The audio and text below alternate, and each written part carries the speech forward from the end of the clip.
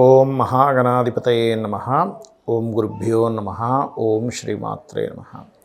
పరమేశ్వర స్వరూపమైనటువంటి జ్యోతిష, వాస్తు మరియు ఇతర అనేకమైనటువంటి శాస్త్రములను మనకు అందించినటువంటి మహర్షులకి నమస్కారం. హయగ్రీవ హయగ్రీవ హయగ్రీవేతి యోపదేత్తస్స నిస్సరతే వాణి జనుకన్యా ప్రవాహవత్. అరుణాం కరుణాతరంగితాక్షీం ధృతపాశాంకుశపుష్పబాణచాపాం అనిమాదిభిరావృతాం మయూకైః అహమిత్యేవ విభావయే భవానీం. శ్రీమాత్రే నమః. ప్రేక్షకులకి ఆ లలితాంబిక అమ్మవారి యొక్క అనుగ్రహం పరిపూర్ణంగా కలగాలని స్ఫూర్తిగా కోరుకుంటూ మనం ఈరోజు పక్ష ఫలితములు అంటే 16వ తేదీ నుంచి 31వ తేదీ వరకు ఉండేటువంటి గ్రహస్థితిని ఆధారంగా చేసుకొని ఏ లగ్నముల వారికి, లగ్నం తెలియని వారు రాశిని చూసుకోండి, వారికి ఏ విషయాల్లో చాలా బాగుంటుంది, మరియు ఏ విషయాల పట్ల జాగ్రత్త వహించాలి, ఎటువంటి పరిహార మార్గం చేసుకోవాలి.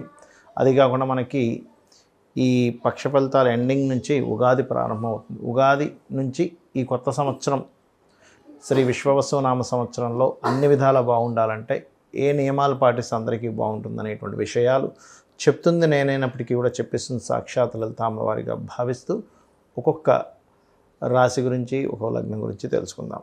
మీన లగ్నము, మీన రాశి. మీకు ఈ పక్షంలో చూసుకున్నట్లయితే గ్రహాలన్నీ కూడా రాశిలోకి వస్తున్నాయి. అందులో 12వ స్థానంలో ఇంతకాలం ఉండేటువంటి శని ఈ మంత్ ఎండింగ్ కల్లా అంటే 29వ తేదీ కల్లా మీకు శనితో సైతం 6 గ్రహాలు ఉంటాయి. అందులో చంద్రుడు ఒకరోజే ఉంటాడు, నెక్స్ట్ డే మారిపోతాడు. మనకి ఆ తర్వాత రోజు నుంచి ఉగాది కూడా వస్తుంది. అయితే ఎప్పుడైనా సరే జన్మజాతకంలో కానివ్వండి, గోచారంలో కానివ్వండి, అధిక గ్రహాలు ఒక దగ్గరికి వచ్చి కూర్చున్నప్పుడు ఓవర్లోడ్ అంటాం. అంటే అన్ని పనులు మనమే పెట్టేసుకోవడం, ఇవి చేస్తూ ఉంటాం. ఇటువంటివి ఓవర్గా వర్క్స్ మీ మీదే పెట్టుకొని మీ మీద ఎక్కువ బాధ్యతలు పెట్టుకోకండి. దీనివల్ల ఏమవుతుంటుందంటే అధిక బాధ్యతలు ఉండడం వల్ల మీరు ఎక్కువ స్ట్రెయిన్ అవుతూ ఉంటారు. ఇక భూమి, చదువు లేనట్లయితే ఏదైనా ఫ్యాక్టరీ పెట్టేటువంటి అంశంలోని తెలియని చిన్న ఘర్షణ జరిగి దాని తర్వాత అటువంటివి నిర్మించేటువంటి దాంట్లో ప్రయత్నం జరుగుతుంది.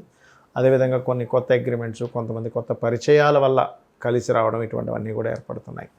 కాకపోతే కాస్త ఈ పంచమాధిపతి ఎవరైతే ఉన్నారో చంద్రుడు, ఈ చంద్రుడు ఉన్నటువంటి స్థితి ఏదైతే ఉందో, ఈ చంద్రస్థితి పర్టికులర్గా ఈ పంచమాధిపతి మరియు సప్తమంలో ఉన్నటువంటి కేతువు, ఈ 4లో ఉన్నటువంటి కుజుడు గమనించుకున్నట్లయితే 4లో ఉండే కుజుడు సప్తమంలో ఉండేటువంటి కేతువుని వీక్షిస్తున్నందుకు ఇక్కడ చాలా క్లియర్గా ఈ ప్రాపర్టీస్ విషయంలో, ప్రాపర్టీస్ తీసుకునే విషయంలో ఈ సప్తమం మీద ఉండేటువంటి కేతువుకి ఆ కుజుడు కేతువుని చూస్తున్నందుకు ఇవేంటంటే పర్టికులర్గా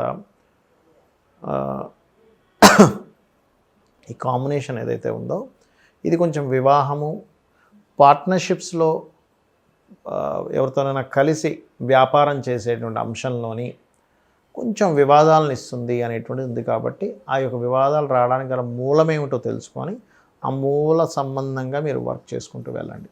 అలాగే మరొక విషయం ఏంటంటే ఇక్కడ గమనించుకున్నట్లయితే ఇక్కడ ఉద్యోగం విషయంలో అది చేస్తున్నటువంటి జాబ్లోనే వాళ్ళే ఏదైనా మార్చడము, ఇటువంటివి ఖచ్చితంగా చూపిస్తున్నాయి. కానీ వీలైనంత మట్టుకు మీకు అంటే ఉద్యోగం విషయంలో కొద్దిగా మీకు ఫైనాన్షియల్గా కొంతవరకు గ్రోత్ రావడం కానివ్వండి, ఉద్యోగంలోనే సేమ్ కంపెనీలోనే వేరే ప్లేసెస్ మారడం మాత్రం ఖచ్చితంగా చూపిస్తుంది, అందులో ఎటువంటి సందేహం లేదు.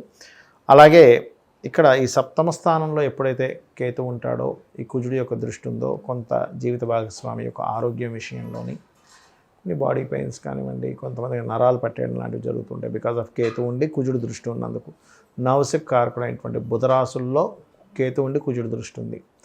కావున ఈ యొక్క విషయంలో కాస్త జాగ్రత్తగా ఉంటుండాలి. చిన్న చిన్నవి ఏమైనా ఇమీడియట్లీ మీరు డాక్టర్ చూపించుకోవడం మంచిది. ఇక మీరు చేయవలసినటువంటి దేవతారాధన, లగ్నంలో మీకు శని కూడా రాబోతున్నాడు కాబట్టి ఓం అనాకలిత సాదృశ్య చుబుకశ్రీ విరాజితాయే నమః అని నామం చేయండి. మరియు గౌరీదేవి యొక్క అష్టోత్తరాలు చేయండి. ఎంత మీరు గౌరీదేవి యొక్క అష్టోత్తరాలు చేసుకుంటే అంత అన్ని విధాలుగా బాగుంటుంది.